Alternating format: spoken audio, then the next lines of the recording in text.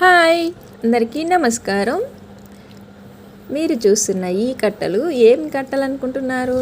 గుర్తుపట్టారా? మీరందరూ వీటిని పాలకూర కట్టలేమో అనుకుంటున్నారు కదా.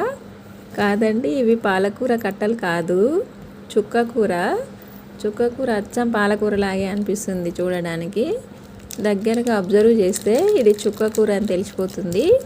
ఈ చుక్కకూర చాలా టేస్టీగా అయితే ఉంటుంది. పుల్ల పుల్లగా మటన్ కర్రీని మించిపోయేంత టేస్టీగా అయితే ఉంటుంది. ఈ చుక్కకూర చాలా మంచిగా ఉంది, లేతగా ఫ్రెష్గా అయితే ఉంది. ఈ కాడలు కూడా నేనైతే కూర వండితే ముక్కలు ముక్కలుగా కోసేసి వేస్తాను ఆకులతో పాటుగా. కొంచెం ఎక్కువ టైం పడుతుంది కాడలు ఉడకడానికి. ఆకైతేనేమో మనం మిక్సీలో వేసి చట్నీ చేస్తే ఎంత మెత్తగా గూజుగా అయిపోతుందో అలా గూజుగా అయిపోతుంది మనం ఫ్రై చేస్తే. ఈ